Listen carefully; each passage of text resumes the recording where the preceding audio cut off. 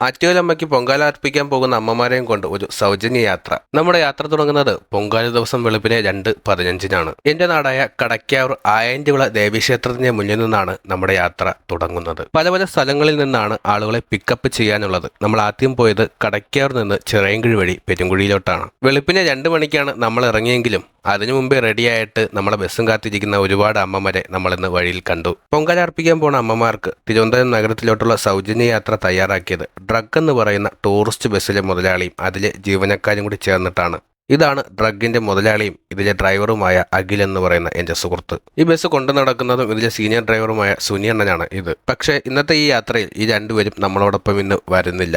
മറ്റൊരു ബസ്സിൽ 3 ട്രിപ്പ് പോയിട്ട് ഇന്ന് വെളുപ്പിനെ 2 മണിക്ക് എത്തിയതേ ഉള്ളൂ ഈ രണ്ടുപേരും. ഒന്ന് വീട്ടിൽ പോയി ഉറങ്ങാൻ പോലും നിൽക്കാതെ രണ്ടുപേരും ഈ ഒരു യാത്രയ്ക്ക് എല്ലാ സജ്ജീകരണങ്ങളും ചെയ്യാനായിട്ട് വന്നതാണ്. ഇതാണ് നന്ദു ആണ് ഇന്ന് നമ്മളെല്ലാവരും ട്രിവാൻഡ്രത്തോട്ട് കൊണ്ടുപോകുന്നത്. നമുക്ക് കൂട്ടായിട്ട് സുനിയണ്ണന്റെ മകനായ അബി ഇന്ന് കൂടെ വന്നിട്ടുണ്ട്. അബി ഒരു ടാറ്റു ആർട്ടിസ്റ്റ് ആണ്. നമ്മുടെ ഡ്രഗ് ബസ്സിന്റെ ഉൾവശത്തൊക്കെ ഒന്ന് കയറി കാണേണ്ടത് തന്നെയാണ് കേട്ടോ. അടിച്ചു പൊളിച്ച് ഒരു ട്രിപ്പ് പോകണമെങ്കിൽ ഈ ബസ്സിൽ പോകണം. എന്താ ലൈറ്റ് സിസ്റ്റം, എന്താ സൗണ്ട് സിസ്റ്റം, യാസിയൊക്കെ ഇട്ട് കോളേജ് പിള്ളേർക്കൊക്കെ അടിച്ചു പൊളിച്ച് പോകാൻ പറ്റിയ ബസ്സാണ്. ലേസർ ലൈറ്റ്, സ്മോക്ക്, അങ്ങനെ എന്തൊക്കെയോ പരിപാടികളൊക്കെ ഉണ്ട് ഇതിൽ. വെളുപ്പിന് 3 മണിക്ക് ആറ്റിങ്ങൽ മുതൽ ട്രിവാൻഡ്രം വരെ വൻ ബ്ലോക്കാണ് NH റോഡ് മൊത്തം. സമയം ഏകദേശം 4 മണിയൊക്കെ ആയപ്പോഴത്തേക്കും നമ്മൾ ചാക്ക എയർപോർട്ട് റോഡിലോട്ടെത്തി. ചാക്ക ബൈപ്പാസ് ഫ്ലൈ ഓവറിന് താഴെ കഴിഞ്ഞ ദിവസമേ ഒരുപാട് പേർ വന്ന് സ്ഥലം പിടിച്ചെന്ന് തോന്നുന്നു. ഇവിടെ നിന്ന് ഏകദേശം ആറ്റുകാൽ ക്ഷേത്രത്തിലോട്ട് പോകാൻ ഇനിയും 5-6 കിലോമീറ്ററോളം ദൂരമുണ്ട്. പക്ഷെ നമ്മുടെ വണ്ടിക്ക് ഇനി 1 ഇഞ്ച് പോലും അകത്തോട്ട് പോകാൻ പറ്റത്തില്ല. അത്രയ്ക്ക് തിരക്കുണ്ട് ഇന്ന് ഈ നഗരത്തിൽ. നമ്മൾ ചാക്കയിൽ നിന്നും വലത്തോട്ട് തിരിഞ്ഞ് എയർപോർട്ട് റോഡ് കയറി നേരെ ശംഖുമുഖത്തോട്ട് യാത്ര തുടങ്ങി. പോകുന്ന വഴിക്ക് ചാക്ക ITA കഴിഞ്ഞ് ഫയർ സ്റ്റേഷൻ കഴിഞ്ഞ് തിരക്ക് കുറവുള്ള ഒരു സ്ഥലത്ത് വണ്ടി ഒതുക്കി ആളെ ഇറക്കി. ശേഷം ബസ് എടുത്ത് നമ്മൾ നേരെ മുന്നോട്ട് പോയി. ബസ് പാർക്ക് ചെയ്യാനായിട്ട് നിലവിൽ അവിടെ എങ്ങും ഒരു സ്ഥലവും കിട്ടാനില്ല.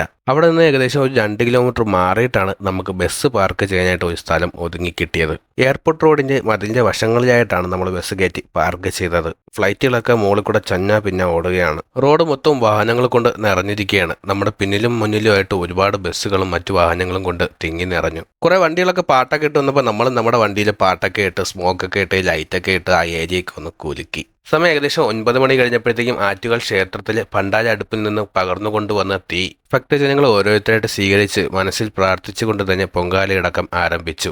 ആറ്റുകാൽ അമ്മയുടെ ശ്രീകോവിലിൽ നിന്ന് കൊണ്ടുവന്ന ദീപം ഉപയോഗിച്ചാണ് പണ്ടാര അടുപ്പ് കത്തിക്കുന്നത്.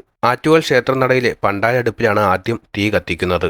ക്ഷേത്രനടയിലെ പണ്ടാര അടുപ്പിൽ തീ കത്തിച്ച ശേഷം തൊട്ടടുത്തുള്ളവർ ആ അഗ്നിയിൽ നിന്നും മറ്റുള്ളവർ അവരവരുടെ അടുപ്പിലോട്ട് തീ പകരുന്നു.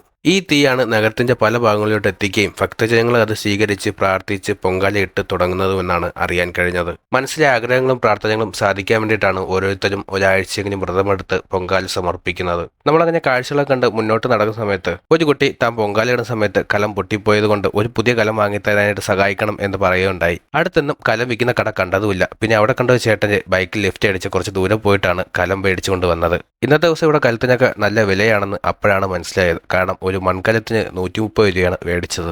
കലത്തിന് മാത്രമല്ല ചുടുകല്ലിന് ഇന്നത്തെ ദിവസം ഇവിടെ തീ വിലയാണ്. പലരും 20-30 രൂപ കൊടുത്താണ് ഒരു കല്ല് വാങ്ങിയത് ഇന്നത്തെ ദിവസം. വളരെ കുറച്ച് പേർ ചുടുകല്ലിന് പകരം റെഡിമെയ്ഡ് ഇരുമ്പ് കമ്പികൾ ഉപയോഗിക്കുന്നത് കണ്ടു. ഞാൻ ആദ്യമായിട്ടാണ് ചുടുകല്ല് അടുപ്പിലല്ലാതെ കമ്പി കൊണ്ടുള്ള അടുപ്പിൽ പൊങ്കാല ഇടുന്നത് കാണുന്നത്. സമയം ഏകദേശം 10 മണി കഴിഞ്ഞപ്പോഴത്തേക്കും നല്ല ചൂട് അനുഭവപ്പെട്ടു തുടങ്ങി. പിന്നെ നമ്മൾ 1-2 ഐസ്ക്രീമൊക്കെ മേടിച്ച് കഴിച്ച് പതുക്കെ ഇങ്ങനെ കറങ്ങി നടന്നു.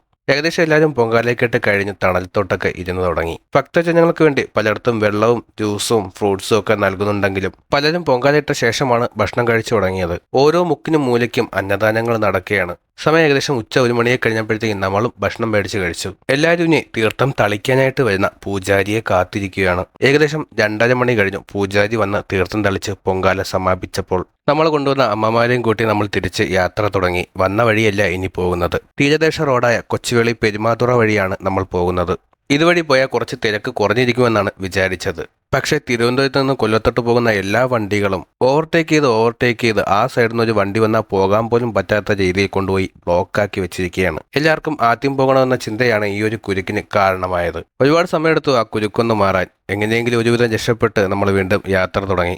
യാത്ര കഴിഞ്ഞ് തിരിച്ചിറങ്ങുന്ന ഓരോ അമ്മമാരും അവരുണ്ടാക്കിയ വയനയിലപ്പവും തെരളിയും മണ്ടപ്പൂട്ടും പൊങ്കാലയൊക്കെ നമുക്ക് കഴിക്കാൻ തന്നായിരുന്നു. അപ്പോൾ നമ്മുടെ ബസ്സിൻ്റെ ചെറിയൊരു യാത്ര എല്ലാവർക്കും ഇഷ്ടപ്പെട്ടു എന്ന് വിശ്വസിക്കുന്നു. പുതിയ വീഡിയോയും കാഴ്ചകളൊക്കെ ആയിട്ട് അടിപൊളി ഒരു വീഡിയോ വീണ്ടും കാണാം.